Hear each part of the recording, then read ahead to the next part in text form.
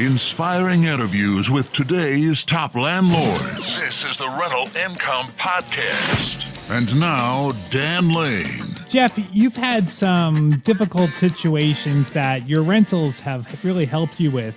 Can you tell me what's happened? Well, in the past, my son's mother, she had been diagnosed 3 months after he was born with stage 4 cancer. I was able to take off without having to worry too much about bills or anything during that time, and just worry 100% on family, especially in the later part of her life before she passed. Recently, though, back in May, I broke my hand bike riding with my son, of all things, and I was able to take off. I'm currently off now, but I'm able to take off 4 months consecutively without worrying about having to make any of those bills. Jeff is living proof that having only one source of income can be very dangerous. With his day job as a garbage man, if he doesn't work, he doesn't get paid, and having rental income has given him a lot of flexibility and security. And on the show today, we're going to figure out how Jeff built a rental portfolio that provides him over $8,000 a month in cash flow. Joining us on the podcast today from Finger Lake, Illinois, is Jeff Taz. We'll take a quick break to thank our sponsors. We'll come right back and we'll talk to Jeff. Are you thinking about investing in rental properties, but maybe you don't know where to start? My friends at MidSouth HomeBuyers make it simple. For over 23 years, they've been selling fully renovated turnkey rental properties in Memphis and Little Rock. We're talking new roofs, plumbing, electric, kitchens, bathrooms. Everything is brand new and done right. And here's the best part. Every property comes with a well-qualified tenant in place before you close. That means you get cash flow from day one. Plus, MidSouth continues to professionally manage the property for you after the sale, and they back it up with 2 powerful guarantees. You get a 1-year total maintenance warranty and a lifetime occupancy guarantee. Personally, I've bought 5 properties from them, and I couldn't be happier. If you want to talk to someone that's been through the process, feel free to reach out to me. I'm happy to answer any questions, or if you're ready to get started, just go to MidSouthHomebuyers.com. That's MidSouthHomebuyers.com. It's a lot of work to find a really good rental property, and when you actually find that property, you want to make sure you're working with a lender that can get that loan closed. The lender that I recommend is Caeli Ridge from Ridge Lending Group. She's a nationwide lender, and her specialty is helping investors finance rental properties. She has a ton of loan programs, and she can find something customized to you for your situation.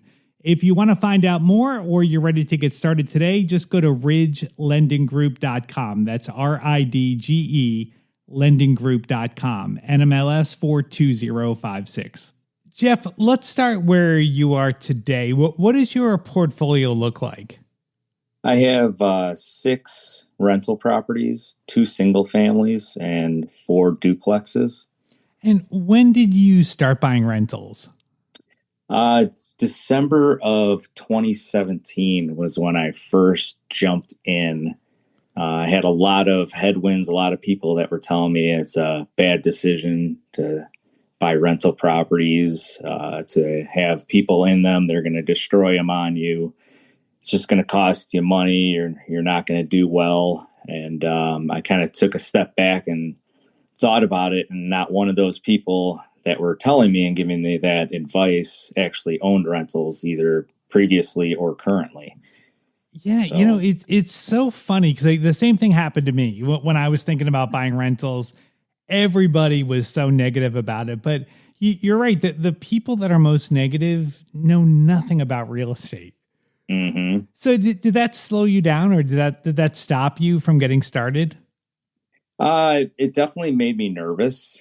Made me kind of question myself. I looked back, and I had quite a few friends in the trades. So that gave me a bit more confidence, saying, well, if I get stuck on this or stuck on that, well, I can maybe ask them to help me out or give some advice. I had a cousin who owned one rental property, and I before I jumped in and really got serious about trying to find one, I called him and had a conversation with him. And I said, yeah, I hear how terrible it is. And from everybody, he's like, no, it's great. It's, Yeah. you sign somebody to a lease and, here and there, you got to fix stuff, but you get to write all those things off. It's great. Right. It And really is.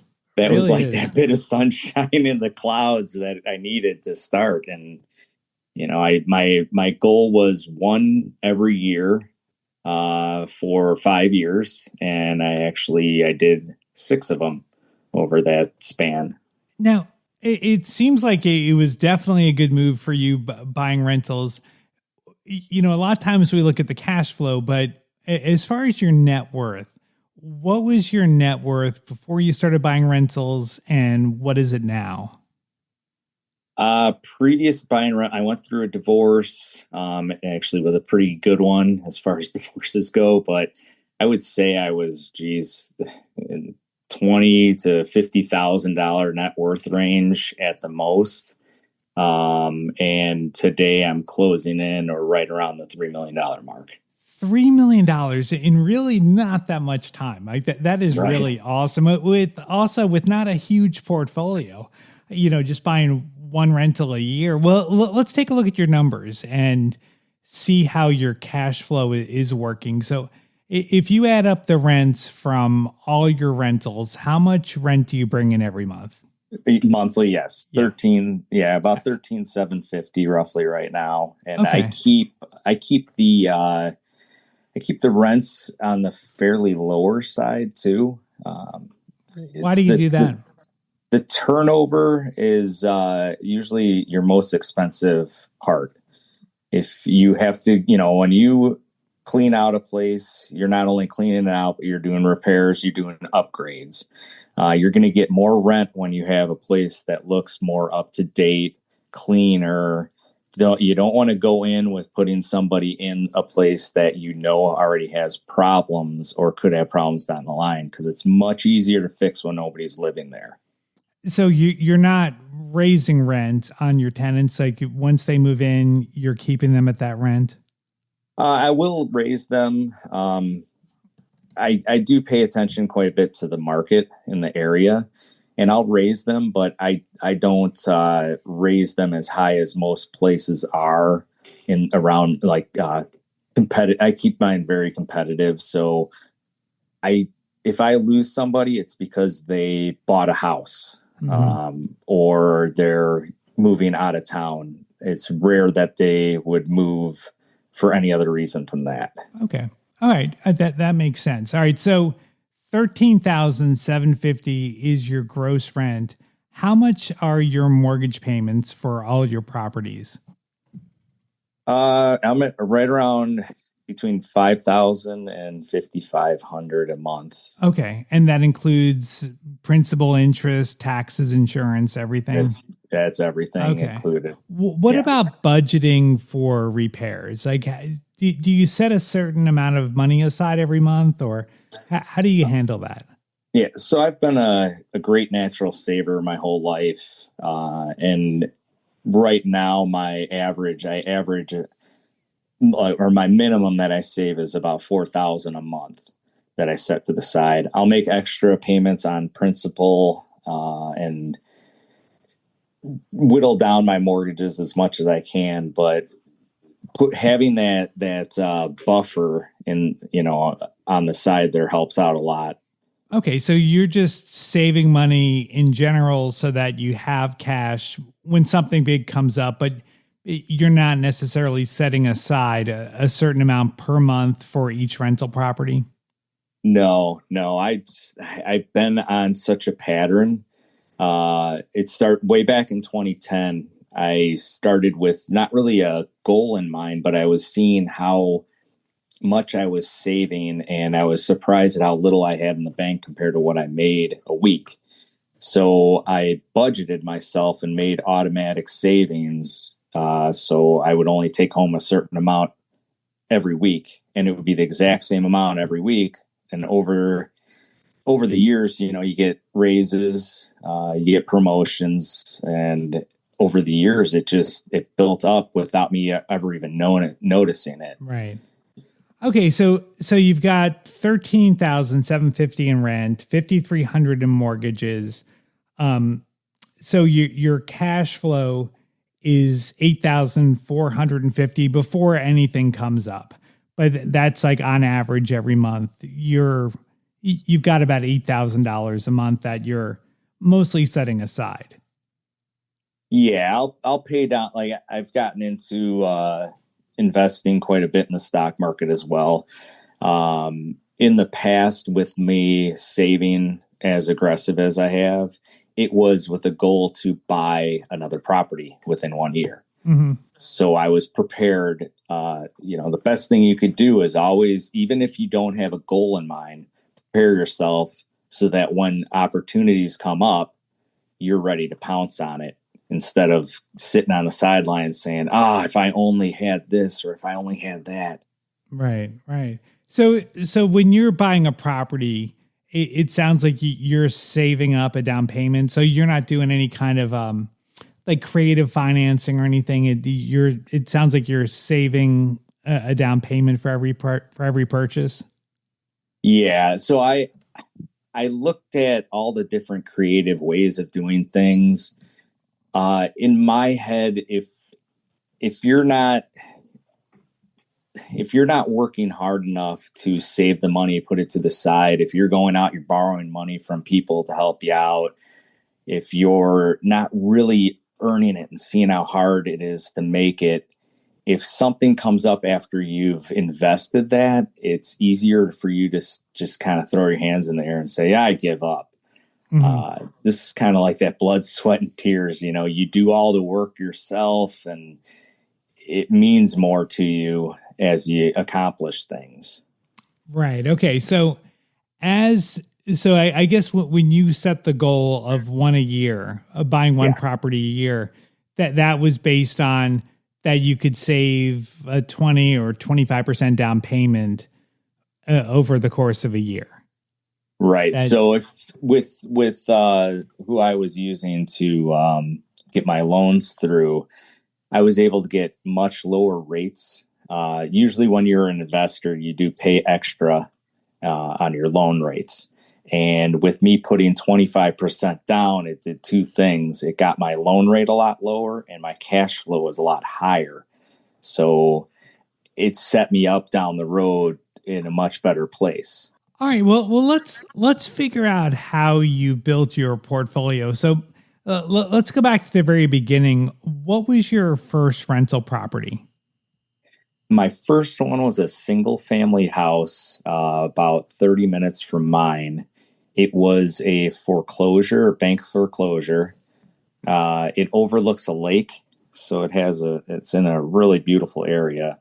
And I had purchased that one. It's not a very big house. It's around 1,000 square feet, 2 bed, 1 bath, attached 1 car garage.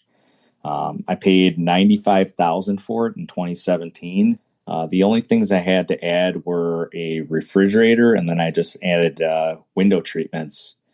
So it was a very easy one to turn and get a tenant in. I had a tenant in within about 2 weeks of me purchasing it. Is that like typical for what you're looking for, a property that you can buy and start renting out right away?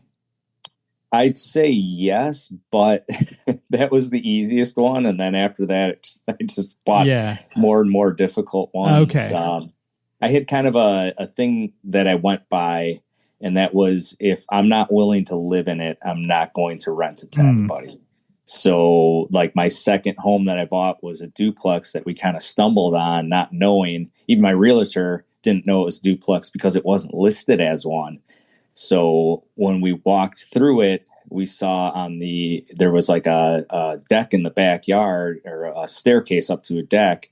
We went up there and there's another door, and we went inside and we're like, wow, this is a studio apartment.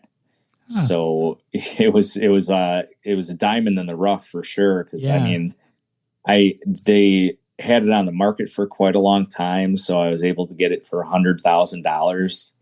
And then right after I bought the house, the town announced that they were going to make like a river walk.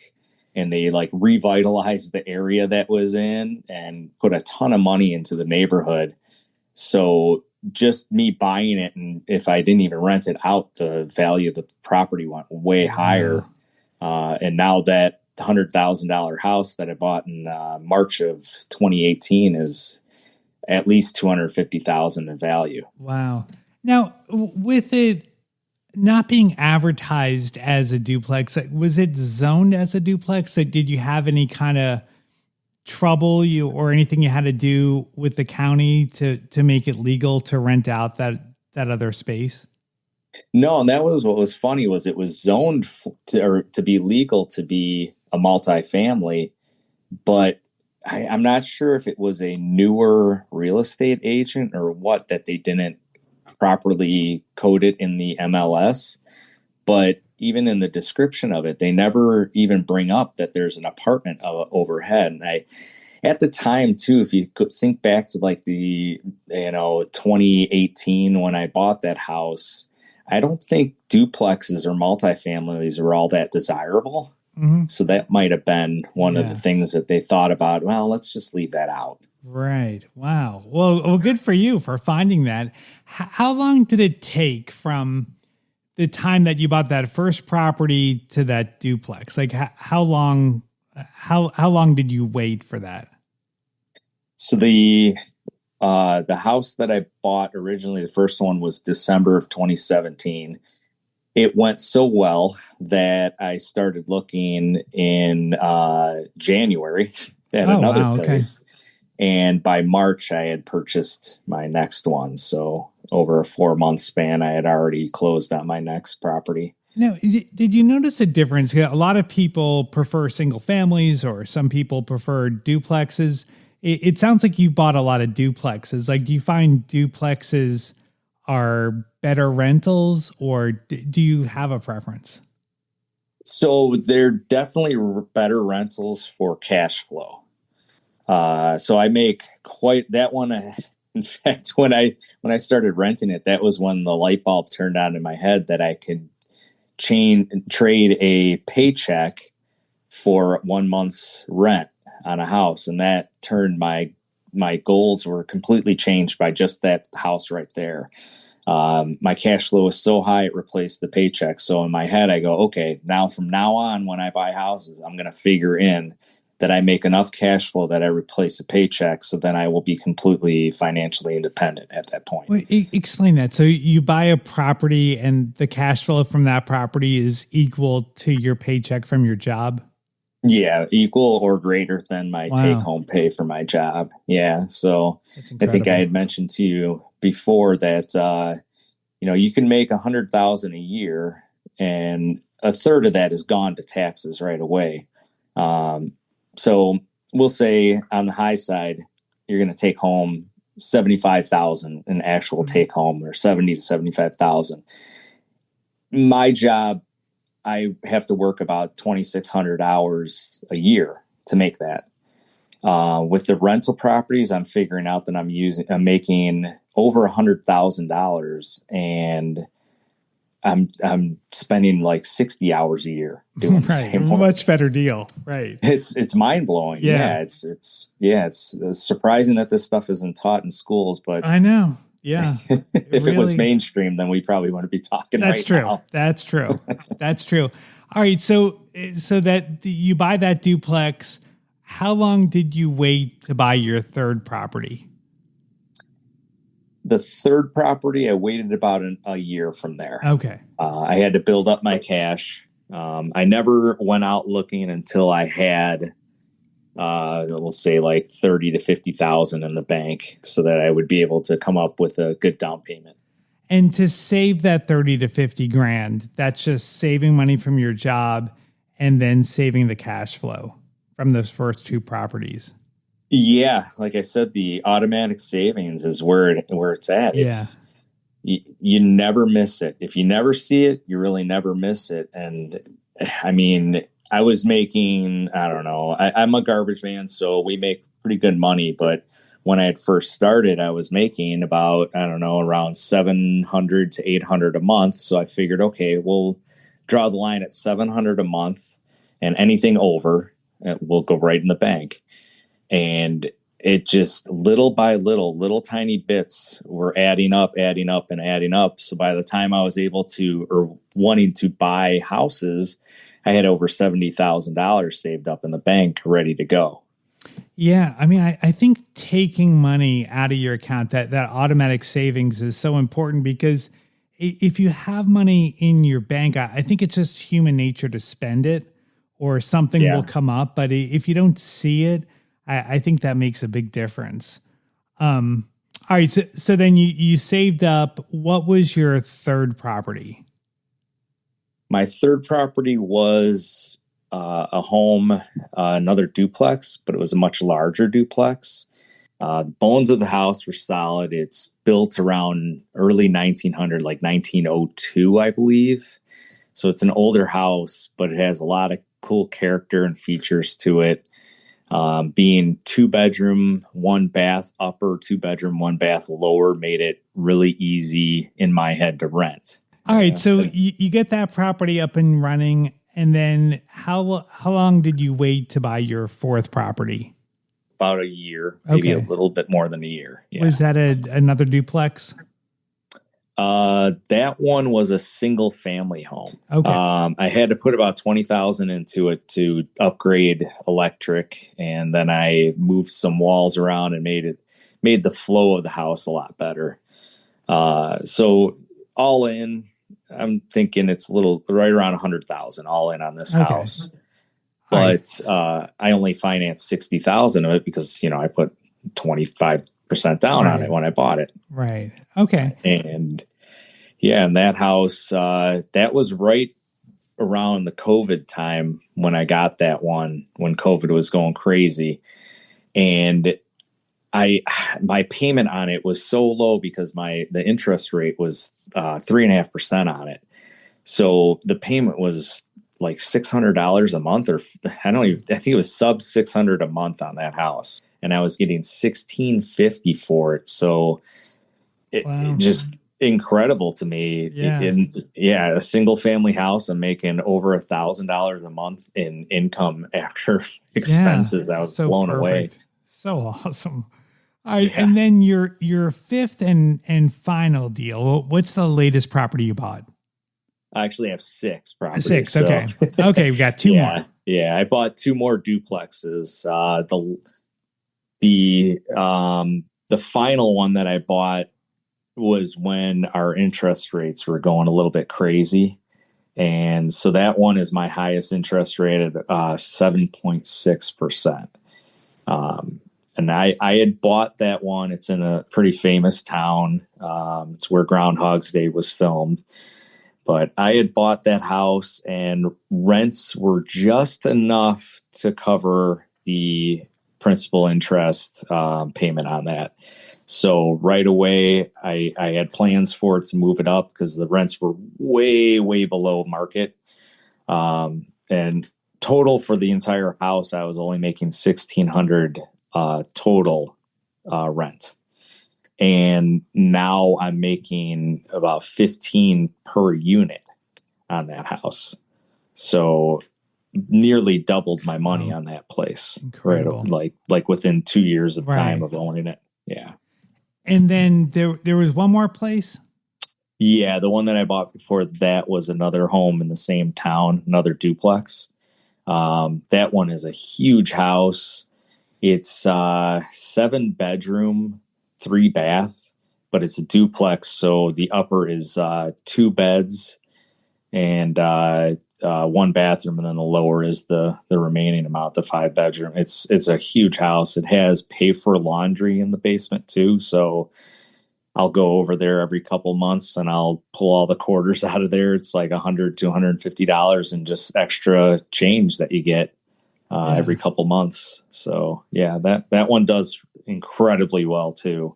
After all my payments on that one, I'm at about $2,000 a month in income on that one. After all my expenses, I'm putting $2,000 a month in my pocket.